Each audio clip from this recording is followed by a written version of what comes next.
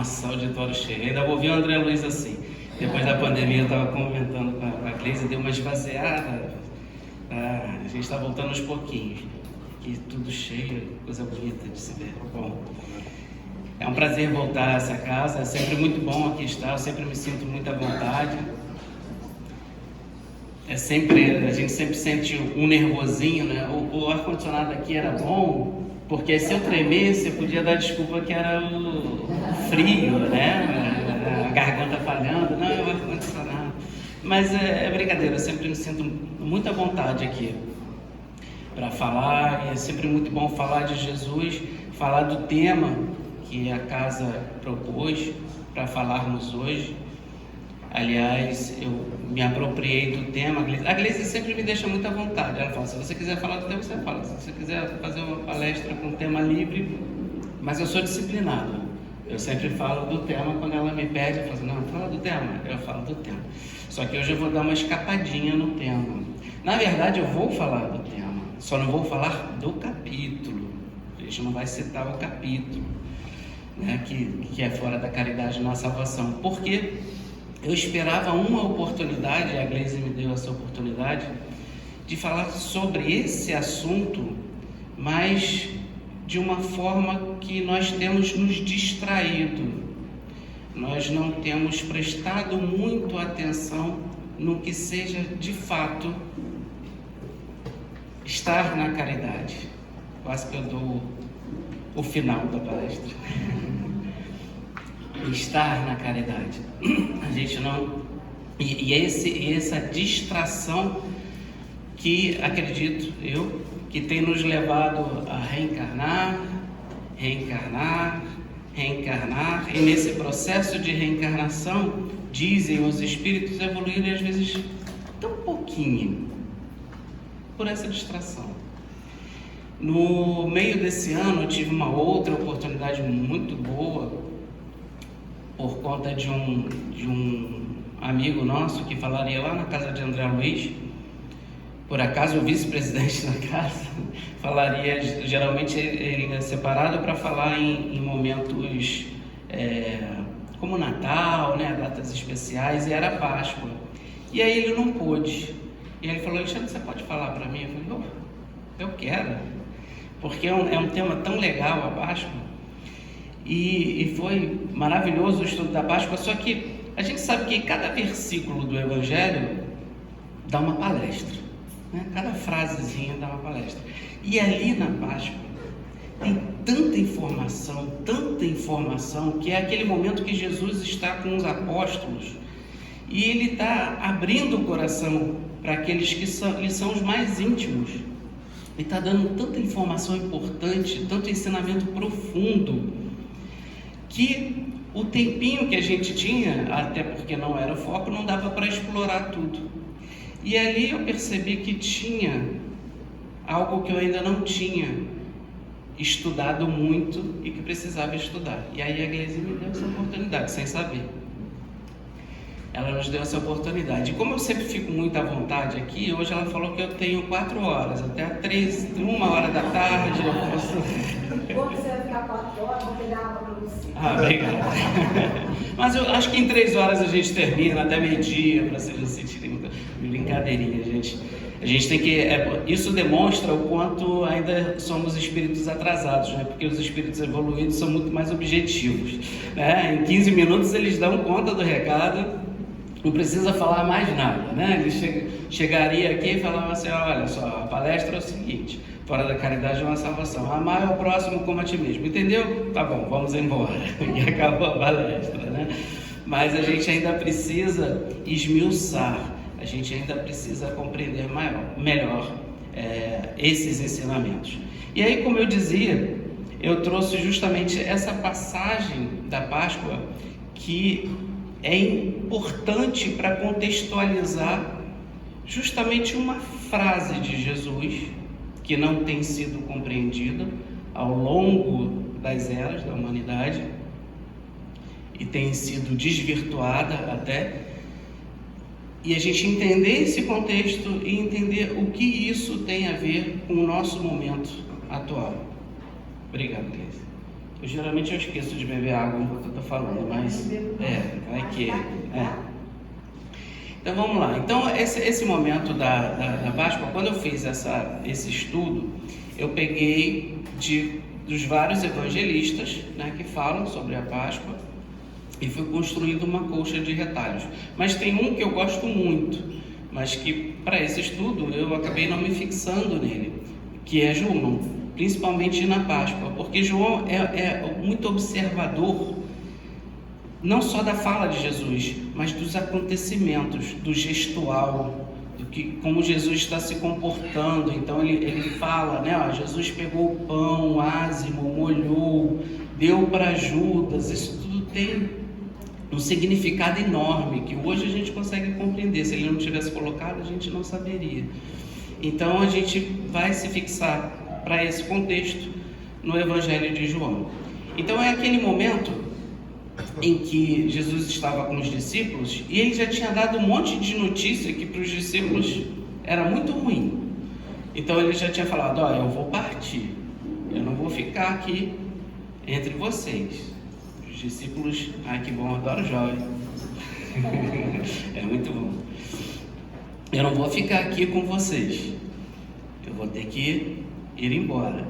Ele já tinha anunciado também que daqueles que ali estavam, um o trairia. Imagina o constrangimento, né? Você está ali e Jesus fala assim: daqui um de vocês vai me trair. Como assim? Todos tão próximos a Jesus, tão fiéis ali a Jesus. Como é que alguém já começou um olhar para o lado, né? Um olhar para o outro? Eu sei que eu não sou eu, é o outro. Mas aí depois Pedro ainda vai dizer, né, que ficaria com Jesus, né, daria a vida por Jesus, e é Pedro. E Jesus fala: você é Pedro? O galo não vai cantar, antes do galo cantar 3 vezes, você vai me negar. Antes do galo cantar, você vai me negar 3 vezes. Pedro, ele já, se para Pedro Jesus falou isso, imagina os outros.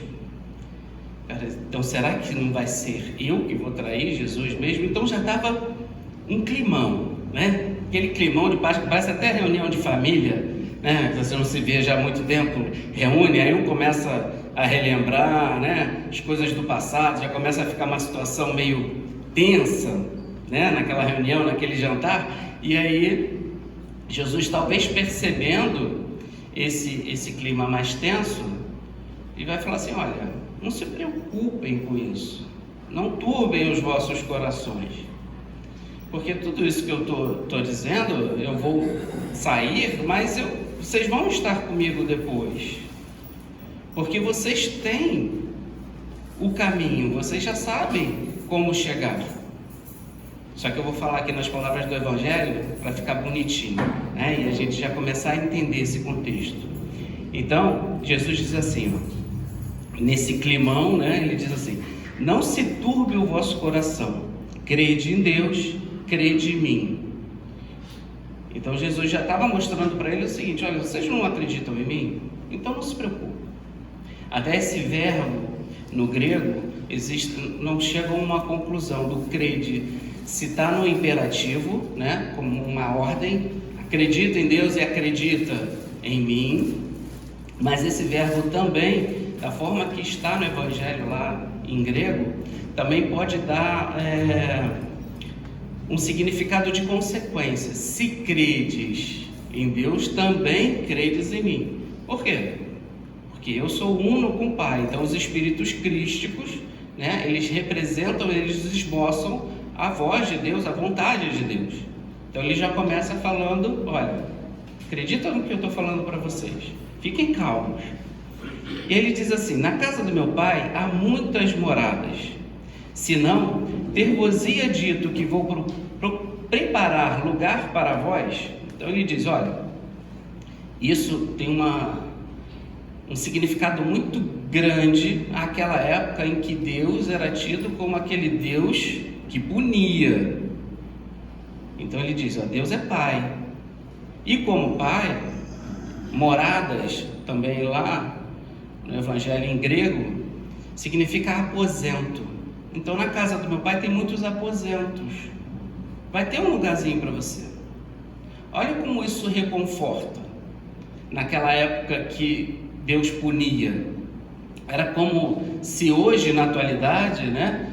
Qual o filho que não gosta, saindo de casa, às vezes vai morar sozinho ou vai se juntar com outra pessoa e vai iniciar uma nova vida, e o pai fala assim: olha, se der tudo errado, não se preocupa não, pode voltar, aqui na minha casa tem lugar. Como isso é reconfortante. Então isso reconforta, né, os espíritos que ali estavam, aqueles apóstolos.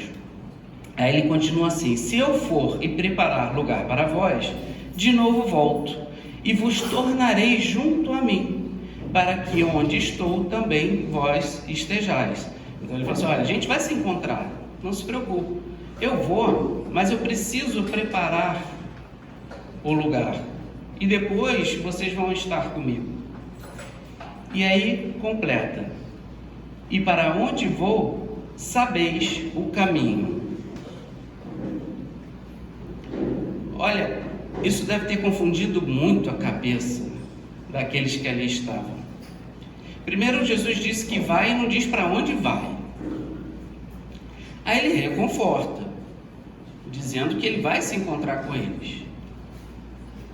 Mas ele, olha só, ele não vai voltar a encontrar com eles. Ele fala assim: ó, vocês sabem o caminho, vocês vão encontrar comigo porque vocês sabem o caminho. Primeira vez que eu vim aqui nessa casa, né, eu não conhecia aqui o local, né? E aí a Gleise me deu todas as instruções direitinho para chegar. Olha, não entra naquela primeira entrada, é na segunda, não sei o que.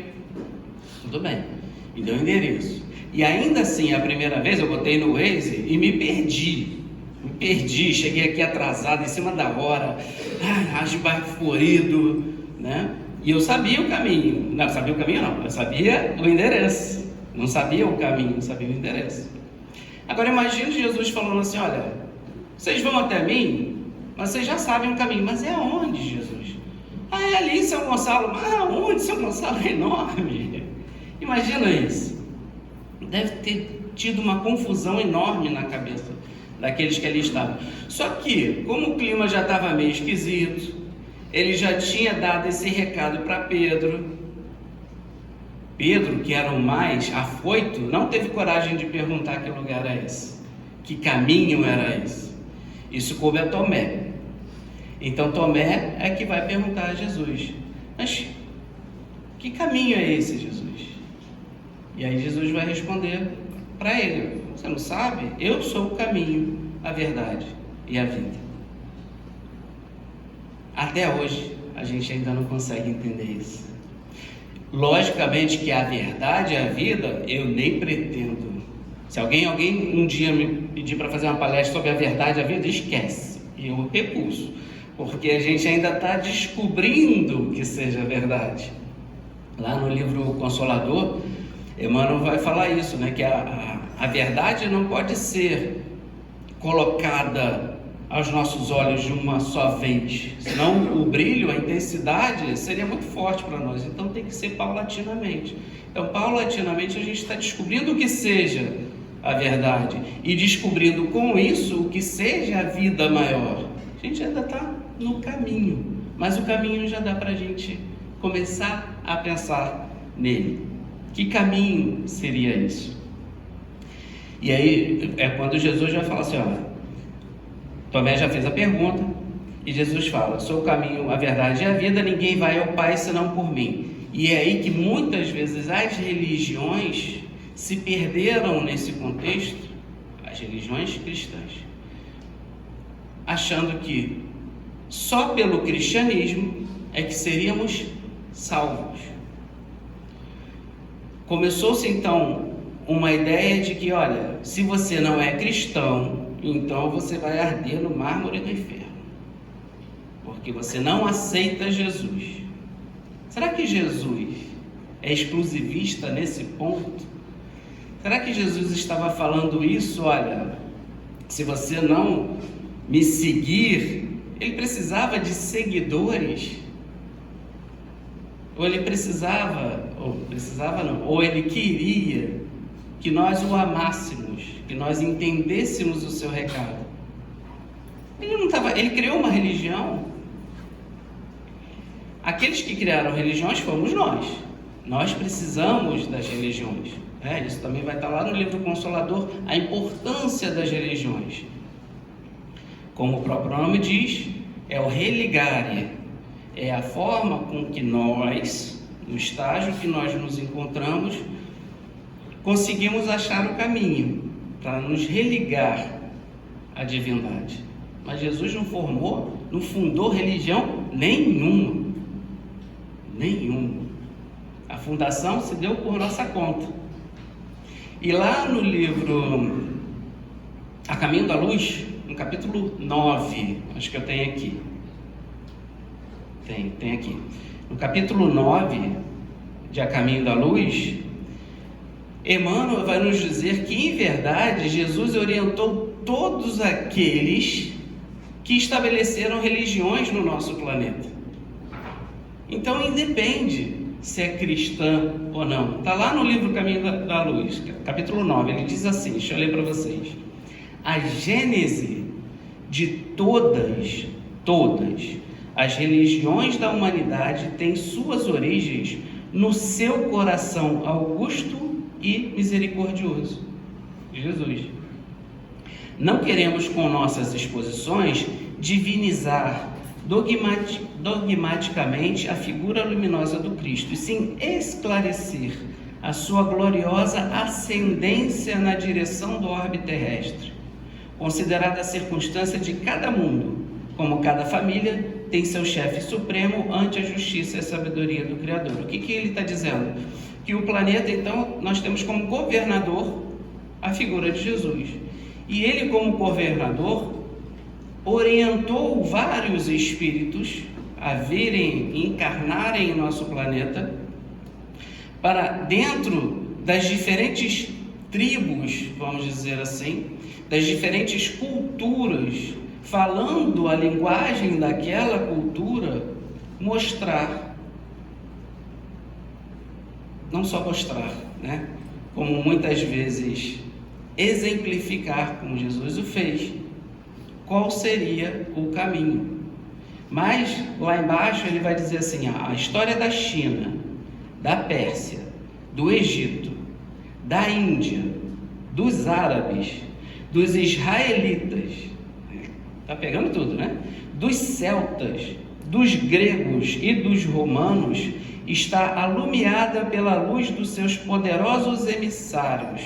Então era necessário que cada povo tivesse aquele emissário que conhecesse a cultura daquele povo, que fizesse parte, né, entendesse o raciocínio, porque a gente, quando sai daqui, a gente fica no nosso mundinho aqui ocidental, não só Brasil, né, mas ocidental. Quando a gente vai para outros lugares, eu nunca fui, né, no Oriente, mas dizem as pessoas que a forma de pensar, inclusive, é diferente. Já viram os árabes que escrevem ao contrário, né, da direita para a esquerda? É uma forma de pensar diferente. Então existem culturas diferentes, então cada cultura precisa do seu emissário. Também em Caminho da Luz a gente vai ver que são várias castas que vêm, né, para o nosso planeta, para habitar o nosso planeta, e cada uma tem uma característica bem forte. Emmanuel descreve isso lá, Caminho da Luz. E essa característica Jesus então respeita, mandando os emissários que tinham características semelhantes, para que pudessem ser entendidos. E mesmo assim, tantos, né, foram assassinados, foram colocados também em cruzes, né? Mas eles tinham aquele linguajar, aquele entendimento. E aí ele completa assim: no Manavadharma são os escritos hindus, encontramos a lição do Cristo. Na China, encontramos nas crenças do Tibete. Está na personalidade dele, e no Pentateuco também encontramos. No Alcorão vemos. Cada raça recebeu os seus instrutores como se fosse ele mesmo, chegando das resplandecências de sua glória divina. Então veja, Jesus não está dizendo que o cristianismo é o caminho. Aliás, repetindo uma fala de Chico Xavier Chico, certa vez, falou assim: se o Espiritismo tivesse como lema fora do Espiritismo não há salvação, eu não seria espírita. Me junto ao discurso de Chico. Se fosse fora do Espiritismo não há salvação, eu também não seria espírita.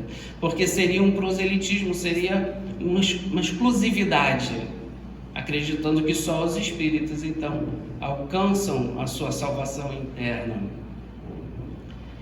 Da mesma forma que, no momento que o movimento espírita, aí não o espiritismo, porque o espiritismo já tem as suas bases, mas muitas vezes as deturpamos. No momento que o movimento espírita entender que deve fazer preconceito com determinada religião, determinada cor, determinada situação financeira ou determinado gênero sexual, na escolha da sexualidade de cada um, se isso virar uma bandeira do espiritismo, eu também estou fora. Porque não foi isso que Jesus pregou. Jesus pregou que não houvesse preconceito com nada. Cada um tem sua posição pessoal e respeitamos. Cada um está no seu processo e respeitamos, mas o movimento espírita não pode tomar essa posição, é bem diferente. Então, nós precisamos nos exercitar em ser cada vez menos preconceituosos, porque cada um tem a sua personalidade e o seu caminho, e todos vão alcançar o mesmo progresso. Até aquele político que você detesta e fala o tempo todo, qualquer que seja ele vai estar de mãos dadas com você, lá na frente, trabalhando em nome de Jesus. Olha isso. É doido, não é? A gente pensa, nossa, mas eu não gosto desse jeito. O chefe, aquele chefe terrível, né? Aquele chefe que me azucrina, você vai estar de mão dada com ele. Não se preocupa não. Todos nós, complicado, né? Aquele parente difícil também, a sogra, né? Eu costumo brincar, eu sempre brinco. Ela vai me pegar um dia desse. Que a minha é um anjo, porque ela já desencarnou tem mais de 20 anos.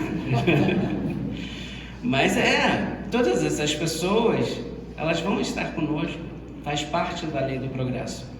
E se vamos estudar cada religião, tem até um escritor que fez isso, não me recordo o nome agora.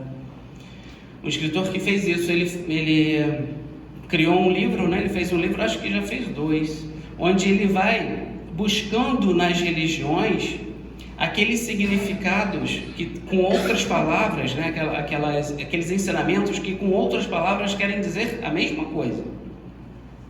Eu até separei aqui, que eu não anotei, eu lembrei, eu separei do que ele chama de regra de ouro. Eu vou ler para vocês. A regra de ouro da maioria das religiões, se não todas as religiões. Olha a regra de ouro do budismo. Não trates os outros de um modo que tu mesmo consideres danoso. É a regra de ouro do budismo. Quer ver do confucionismo? O máximo da amável benevolência é não fazer aos outros aquilo que não gostarias que eles fizessem a ti. Está parecido com alguma coisa, não está? E do hinduísmo? Não fazer nada aos outros que, se fosse feito a ti, te causasse sofrimento. É este o resumo do dever. E no Islã, Islã, aquele povo lá é complicado, né? Islamismo, é difícil, né? Vamos ver a regra de ouro deles? Ninguém é verdadeiramente crente se não deseja para o irmão o que deseja para si mesmo. Você vê que em todas as religiões deturpam, porque a regra de ouro é muito similar a todas as religiões. No judaísmo, não faças a ninguém aquilo que não te agrada. No shintoísmo, ele abrange maior, é mais amplo. Ser caridoso com todos os seres, todos. Aí ele já está falando com todos os seres da criação. O amor é o representante de Deus. E aí quando a gente vem para Jesus, ele, né, repete o ensinamento que já estava da época, dando um novo, né? Amar a Deus sobre todas as coisas e ao próximo como a ti mesmo. Tudo encaixadinho. Por que a gente ainda briga entre as religiões? Só porque eu gosto mais do azul, minha esposa gosta de verde, eu não gosto de verde. A gente está casado, não tem problema nenhum. Às vezes teve um dia que ela inventou de pintar a parede de verde. Eu não, parede de verde não, vamos combinar. Eu não pinto de azul, mas também não pinta de verde, tá bom? E a gente chega a um acordo. Por que ficar discutindo? Por que ficar brigando? Por que achar que a nossa religião é melhor que a do outro? Não tem. Joana, se referindo a uma lenda antiga, diz que a verdade é como se fosse um grande espelho que foi jogado na terra. E esse espelho se partiu em pequenos pedaços. E cada ser pegou um pedacinho desse espelho, um pedacinho dessa verdade. Só que se olhando nessa verdade, começou a acreditar que aquele pedacinho era a verdade inteira. E não é só um pedacinho. Está repartido entre todos. Então não precisa haver essa guerra, essa briga. Tá bom, mas então o que é o caminho? Qual é o caminho? A regra de ouro já nos ajuda com isso. Mas é lá na declaração de São Vicente de Paulo, lá na Revista Espírita, quem quiser, na Revista Espírita está mais completa essa comunicação que São Vicente de Paulo dá a Kardec. Inclusive são feitas algumas perguntas e ele responde. Mas eu vou trazer o trechinho do Evangelho, que é mais fácil para aqueles que já têm o Evangelho em casa, para ver esse trecho que é muito importante. Mas quem tiver acesso na Revista Espírita, só não me lembro qual foi esse ano, não sei se foi 58. Tem que procurar, não me recordo. Mas lá está mais completo, né? Então São Vicente de Paulo, lá no capítulo 13, no tópico 12, vai dizer o seguinte, olha: sede bons e caridosos. Sede bons e caridosos. Essa é a chave dos céus. Chave que tendes em vossas mãos. Nos lembra a fala de Jesus? Você já sabe o caminho? Chave que tendes em vossas mãos. Toda a eterna felicidade se contém neste preceito: amai-vos uns aos outros. Não pode a alma elevar-se às altas regiões espirituais? Não pode a alma elevar-se às altas regiões espirituais, senão pelo devotamento ao próximo. Quer evoluir? A gente já sabe o caminho. Eles já deram, Jesus já deu o caminho para a gente, só que a gente confundiu. A gente achou que era exclusivista, que Jesus ia estar lá na porta do céu falando assim: cadê sua carteirinha de cristão? Eu sou espírita cristão. Ah, então tá bom, carimbado, pode entrar. Aí vem outro: não, não sou não, sou muçulmano. Ah, você não, você é baiadeiro. Ah, eu sou ateu. Ateu nem pensar, não entra no céu. Será que é isso? Qual é a chave que São Vicente de Paulo está nos dando aqui? E ele completa assim, mais lá para baixo, ele diz assim: a caridade é em todos os mundos. Ele não está falando só do planeta Terra. Em todos os mundos. Então é uma regra, é uma lei divina universal. Não é exclusiva do nosso planeta. É em todos os mundos a eterna âncora de salvação. É a mais pura emanação do próprio Criador. É a sua própria virtude dada por Ele à criatura. A gente podia desenvolver isso aqui, mas isso é um estudo, essa questão da própria virtude dada por Ele à criatura. O Pastorino vai falar muito disso. Como desprezar essa bondade suprema? Se percebermos, a gente já sabe disso há muito tempo. A gente já sabe o quanto fazer o bem, o quanto ajudar o outro, muitas vezes nos faz mais bem do que o outro que é auxiliado.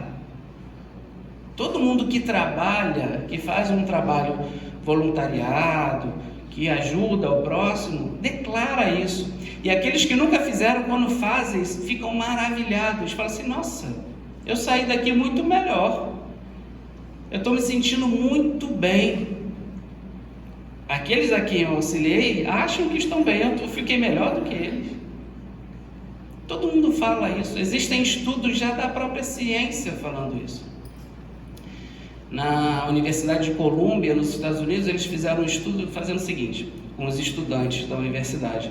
Pegaram um grupo de estudantes e deram entre 5 e 20 dólares para cada um deles, e com algumas instruções, uma instrução na verdade, dizendo o seguinte, para alguns eles falaram o seguinte, olha, você vai pegar esse dinheiro e gasta com o que você quiser, mas tem que ser para você mesmo, para você, se dá um presente, compra uma roupa, faça o que você quiser com esse dinheiro. E para outro grupo eles falaram assim, ó, você tem esse dinheiro aí, mas você faz o que você quiser com ele, desde que não seja com você, seja com outro. Aí você vai ter que auxiliar uma outra pessoa. Você pode pegar o dinheiro e dar para outra pessoa, comprar uma coisa para outra pessoa. E aí eles, através desse estudo, eles mediram os níveis de felicidade antes, né? Isso é feito através até dos próprios hormônios, né? Você pode fazer exame de sangue e você determina alguns hormônios, como por eletro também, você vê as regiões do cérebro. Eu acho que essa não foi feita por eletro, não, foi através de exame de sangue. E os hormônios da felicidade, que os cientistas chamam de hormônios da felicidade, para aqueles que doaram, fizeram essa doação, né, que tinham como regra fazer essa doação, foram muito maiores daqueles que usaram o próprio dinheiro para si. Tem muitos estudos sobre isso. Tem um outro de imagens do cérebro também, que foi feito pedindo para que as pessoas, eles iam colocando a pessoa numa máquina, né, botava aquelas porcaria toda na cabeça, e aí você imagina você nesse lugar, imagina você fazendo isso, e ia vendo as áreas do cérebro que eram ativadas. E no momento que eles falaram, imagina você fazendo algo de bom para uma outra pessoa, pensa no que você quiser, mas que seja algo de bom para outra pessoa. Ativou uma área do nosso cérebro que é ligada à sensação de prazer. O mesmo prazer, aqueles que são chocolatras, quando pegam um pedacinho, uma barrinha de chocolate, é a mesma área que ativa. Chocolate, delicioso, é a mesma coisa. Quando fizeram bem a outra pessoa. Olha que interessante. E com um grupo também, esse é bem mais recente, com um grupo de voluntários, pessoas que trabalhavam no voluntariado, pegaram esse grupo específico e mediram os níveis de dopamina e serotonina no sangue, alguns hormônios. Esses hormônios são importantes, por exemplo, para evitar a depressão, para evitar os transtornos de ansiedade. E aí eles verificaram que esses grupos de voluntários tinham essa dosagem desses dois hormônios maior do que as outras pessoas, que não faziam nenhum trabalho nesse sentido. Então a própria ciência, apesar de não saber qual é o caminho, já sabe que fazer bem ao outro nos faz muito bem. E por que será que, sabendo disso tudo, e até intuitivamente a gente já sabe, a gente ainda fica preso, não faz todo o bem, que até que gostaria que fizesse, né? Como Paulo, né? Como Paulo disse, o bem que quero ainda não faço, e o mal que não quero ainda faço. Por que a gente não se dirige mais para essas casas? Não estou dizendo só da casa espírita, mas tantas outras casas, né, que se vinculam a uma casa dessa para auxiliar. Por que a gente ainda tem essa resistência? Durante a pandemia, teve uma rádio lá na Inglaterra, que estava todo mundo em casa, e essa rádio, se unindo com uma outra universidade lá da Inglaterra, resolveu fazer uma pesquisa, que eles acharam que ia sair uma pesquisa pequenininha, mas no final, como acho que está todo mundo em casa e tal, o negócio foi se disseminando, foram mais de 63 mil pessoas na Inglaterra que responderam. Pra vocês terem ideia, quando vocês escutam uma pesquisa de eleição, por exemplo, vocês vão ver lá um número significativo, 2.000 pessoas, é significativo, dependendo da região que você pega, você tem que estar equilibrado, né? 2.000 pessoas dá um número significativo para o resultado de pesquisa, muito significativo. Foram 63 mil pessoas, onde eles fizeram várias perguntas em torno justamente da gentileza. Eles não entendem muito a palavra caridade, mas em torno da gentileza. Uma coisa que ficou bem óbvia é que as pessoas perceberam que durante a pandemia, de uma forma geral, as pessoas estavam mais gentis e mais preocupadas com o outro, mais do que anteriormente. Talvez tivéssemos mais tempo, né? Estávamos mais em casa, aqueles que tiveram a oportunidade, não tive tanta oportunidade não. Eu vou até que horas? 10 horas, né? 10 horas mesmo? Então tá, acelera aí. A gente tinha mais oportunidade de estar em casa, pensando no próximo. Mas eles perguntaram também por que, para aquelas pessoas, por que elas, qual era o grande entrave delas fazerem a caridade. Tiveram algumas respostas interessantes. É lógico que a gente tem que contextualizar o ambiente. Na Inglaterra, é um outro povo, uma outra cultura, uma outra situação econômica até, né? Mas as respostas foram interessantes. Eles disseram assim, olha, eles tinham medo que a sua gentileza fosse mal interpretada. Eu acho que no momento que a gente vive de tanta desconfiança, muitas vezes a gente também tem esse medo, né? Quantas vezes eu percebi, né? Quando a gente quer ajudar o outro não fica meio desconfiado. Essa pessoa está me ajudando nesse mundo que é só maldade, por que essa pessoa está me ajudando? Está querendo alguma coisa, vai me pedir lá na frente. A gente não fica um pouco desconfiado disso? Então saiu bem forte essa coisa da gentileza ser mal interpretada. É engraçado isso, né? Se não tivéssemos orgulho, isso não seria uma preocupação. Eu vou fazer, estou pouco me lixando se a pessoa vai me interpretar mal ou não. Eu vou ajudar. Mas como eu tenho orgulho, tenho medo do que ela pense sobre mim, eu travo. Outra coisa que saiu, isso eu acredito que aqui também sairia, não ter tempo suficiente, ainda mais aqui, né, onde a gente trabalha até muito mais, né, tem que às vezes ter 2 empregos, ter, né, um bico aqui, outro bico acolá, para o nosso sustento, então não tinham tempo. Mas é engraçado que um amigo antigo, já não vejo há muito tempo, uma vez falou para mim assim, ele falou assim, pô, você não me liga, não fala comigo. Eu falei, rapaz, eu estou enrolado, estou sem tempo. Ele falou, eu sei, um tio meu, uma vez eu falei isso para ele também, ele falou assim, que tempo é questão de prioridade. O que a gente está priorizando em nossas vidas? Então ele me jogou na cara, né? Eu não sou prioridade para você, de fato. Naquele momento eu tinha outras prioridades. Então a gente vai dando, lógico, o trabalho, por exemplo, hoje é uma prioridade, nós precisamos sobreviver, precisamos dar conta, acaba sendo uma prioridade. Quais são nossas outras prioridades? Porque, por exemplo, saiu isso aqui, eles não explicaram, essa pesquisa estava toda em inglês, né? Então eu tive que, não tem uma tradução direta para o português, mas eu botei naqueles sites de tradução e fui investigando a pesquisa, né? As traduções estão bem melhores agora, e saiu algo que eu não consegui descobrir qual era o problema em si, mas achei interessante, que falou assim, uso de mídias sociais. O que o uso de mídias sociais importa eu não fazer a gentileza ao outro? Eu fiquei pensando nessa questão do tempo, talvez seja isso, não estava explicado na pesquisa, mas quantas vezes perdemos tanto tempo, né, nos aplicativos de mídia social hoje, e a gente diz que não tem tempo, mas a gente estava lá, desperdiçando o nosso tempo às vezes com muita bobagem, estava lá perdendo tempo. Então isso também saiu. Outro, não ter a oportunidade.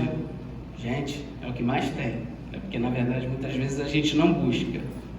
E uma um pouco menor, mas muito interessante, que diz: a gentileza ser vista como uma fraqueza. E né? No mundo que a gente vive, quando a gente pensa numa pessoa de sucesso,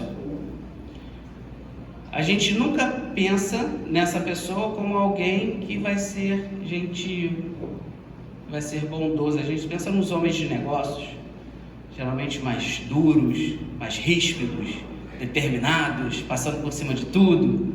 Essa não é a medida de sucesso do mundo? Então, de fato, quando você se mostra gentil, é como se você fosse aquele ali fraquinho, ele é bonzinho. Bonzinho é terrível. Quando falam bonzinho, para mim eu quase subo nas tamancas, né? Eu lembro de Jesus falando assim, né? Bom só o Pai. Bonzinho, então é pior ainda, gente do céu, ser bonzinho. Mas a gente se acha, tem essa conotação de fraqueza. Se a gente olhar para essas respostas, mesmo que essas perguntas trazidas para o nosso contexto aqui do nosso país, tivesse alguma coisa de diferente, tivesse uma informação diferenciada dessa, talvez, acho que muitas bateriam e outras talvez não, fossem um pouco diferenciadas, a gente percebe que aqui são os dois grandes entraves que Kardec vai falar, do orgulho e do egoísmo. A nossa dificuldade é sempre o orgulho, o egoísmo. Lá no fundo, se a gente for ver, examinar, o que a gente ainda não consegue é o orgulho, o egoísmo. Kardec, lá na questão 913, ele faz uma pergunta interessante para os espíritos. Ele diz assim, dentre os vícios, qual o que se pode considerar mais radical? Eu não sei, mas eu acho que Kardec, quando fez essa pergunta, ele estava pensando nos vícios do fumo, do álcool, do sexo, do falar mal, né? Ele fala vícios, quais os vícios? Dentre todos os vícios, qual o mais radical? E os espíritos vão falar assim, temos-lo dito muitas vezes, o egoísmo. Então, o egoísmo é um vício. Por quê? Porque é um hábito que nós desenvolvemos ao longo de nossas existências. E como hábito, não é fácil dar uma virada de uma hora para outra. É paulatinamente. E aí Kardec, então, mais à frente, vai perguntar 917, o que eu faço, então, para vencer esse egoísmo? E eu não vou ler a resposta toda porque é muito grande, esse relógio aqui é mais rápido do que o meu, ele é acelerado, ele é muito.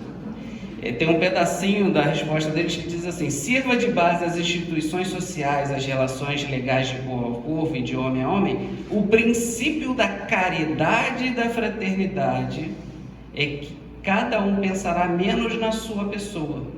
O egoísmo é a fonte de todos os vícios, como a caridade é o de todas as virtudes.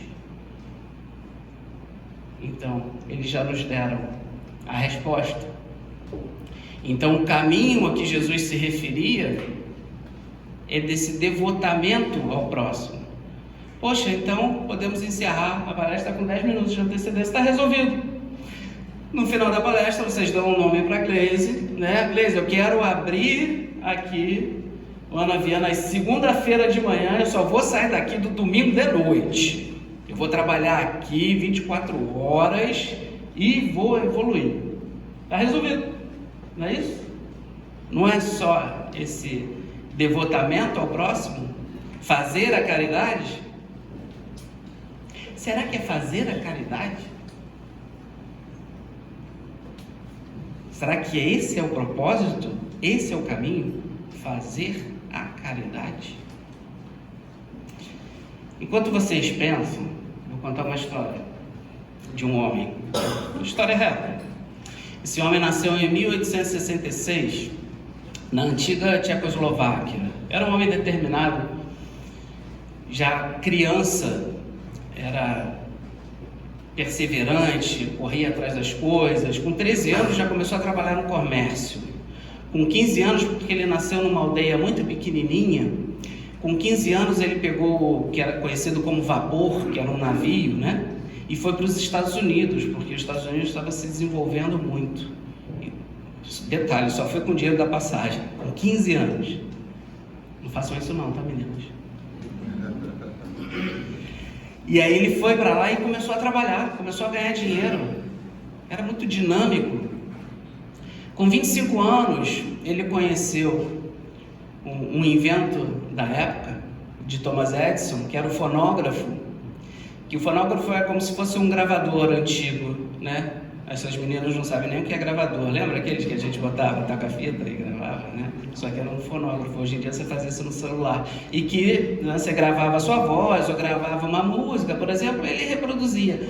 Ele se encantou com isso, conheceu Thomas Edison e comprou esses fonógrafos e, mais uma vez, pegou um navio. E foi para onde?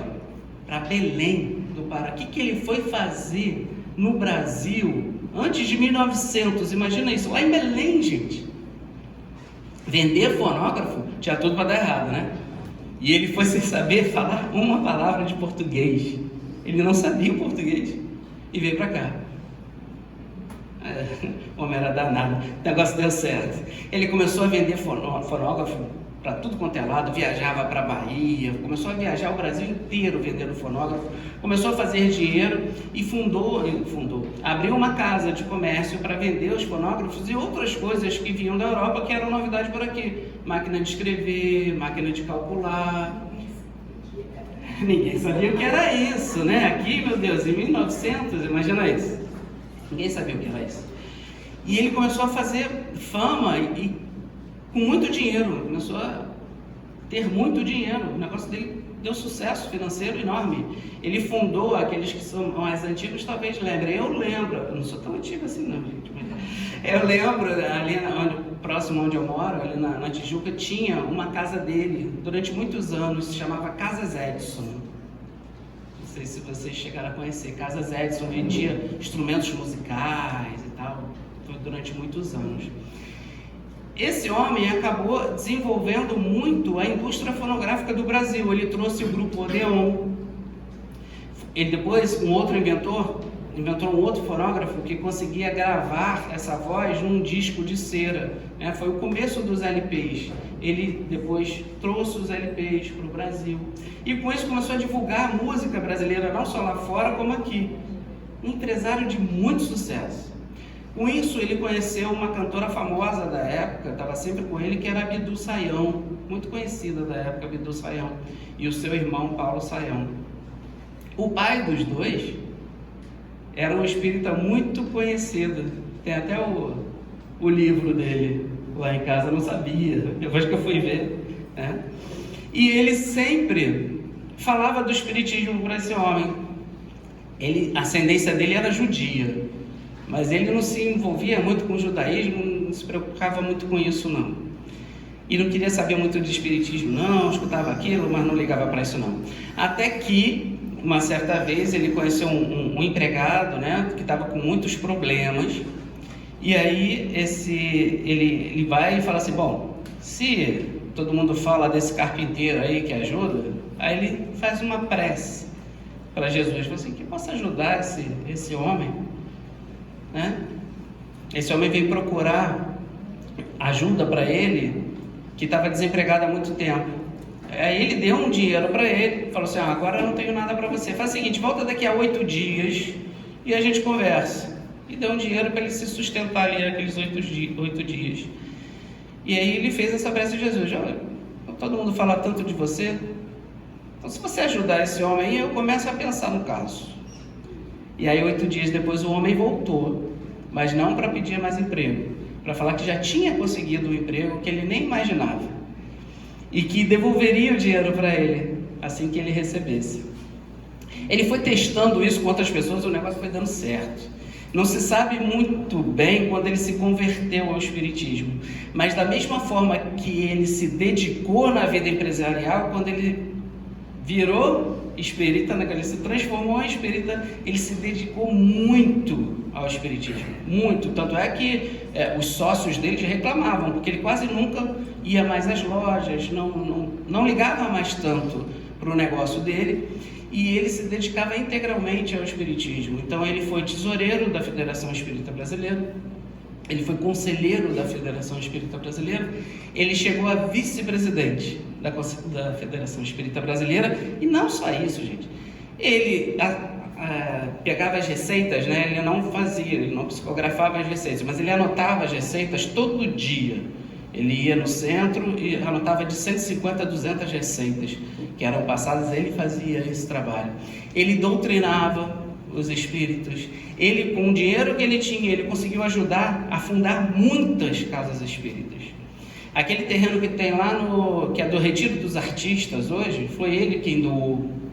Aquela casa que tem ali na Marquês de Abrantes, no Flamengo, que hoje é o Senac, era a casa dele, que ele abrigou os doentes da pandemia, naquela época, na sua casa. Imagina, no alto da Covid, você chamar as pessoas com Covid para a tua casa. Ele abrigou. Então ele fez muita coisa. Ele fez muita caridade. Era amigo de Chico. Quando desencarnou, ele deixou um cheque altíssimo para Chico. Só que Chico não aceitou não, deu para a Federação Espírita Brasileira. E aí, depois que ele desencarnou, ele já havia prometido que se comunicaria com todos, né, mostrando a sua condição. E aí ele vai ditar um livro pelo Chico. Esse homem se chama Frederico Figner. Ele ditou o livro Voltei, mas lá no livro ele está como o irmão Jacó, porque Chico não deixou ele assinar como Frederico Figner, porque já tinha dado aquela complicação lá com Humberto de Campos, né? Falou, não, bota teu nome aqui não, porque a tua família não é espírita, vai complicar. Ele ficou chateado com isso. Mas ele colocou esse livro. Quem não leu o livro agora está com o ouvido, porque eu vou ter que dar alguns spoilers. Porque no livro é muito interessante que esse homem, essa alma trabalhadora, que se dedica tanto ao espiritismo, quando chega lá, vê uma senhora, uma professora com uma luz enorme irradiando. E ele apagadinho, apagadinho, não tinha nem uma lamparinazinha. E o livro todo é ele nessa agonia, tentando desenvolver a luz dele, porque ele via a filha dele, que já tinha desencarnado muito novinha, Marta, com uma luz maravilhosa, os amigos dele que já tinham desencarnado, Andrade, os amigos que trabalhavam com ele no espiritismo, e ele não tinha luz. Ele falou assim, caramba, perdi tempo na Terra. Como um homem desse perdeu tempo na Terra, gente? Fazendo tanta coisa. Se a gente lê isso, fala assim, chega, espiritismo não é para mim, não dá. Ele fez tanto, fez tanta caridade. E aí um dos espíritos que ele doutrinava, e ele não conseguiu doutrinar enquanto ele estava encarnado, que ele era ligado à colemia, né? Aos alcoólatras e tal, ele não conseguiu doutrinar esse espírito, ele obsediava várias pessoas encarnadas. Ele encontra esse espírito e aí ele tenta conversar com esse espírito agora, ele também como espírito. Aí o espírito vira para ele e fala assim, vem cá, você não tem luz nenhuma, como é que você quer me levar para algum lugar? Se nem você conseguiu. Deve ser duro escutar isso, né?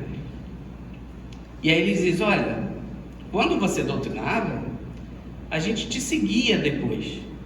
E a gente via que aquilo que você falava para a gente, não era o que você fazia. Apesar de fazer muita caridade, você era uma pessoa áspera. Você era voluntarioso, só fazia o que queria. Você não era uma pessoa nada gentil. Como é que agora você quer ser apóstolo? Então olha a diferença. E aí, esse ponto que eu queria deixar, não podia, né? Tinha que chegar a esse ponto. Existe grande diferença entre fazer a caridade, que está aqui, e ser caridoso, que está aqui. A caridade não é o propósito. Fazer a caridade é a ferramenta. Se ela não nos transforma, se não somos caridosos, vai ter mérito, vai. Ele foi lá, quando ele desencarnou, assim que ele desencarnou, quem o recebe do outro lado? Bezerra de Menezes. Nada mais menos que Bezerra de Menezes vai recebê-lo.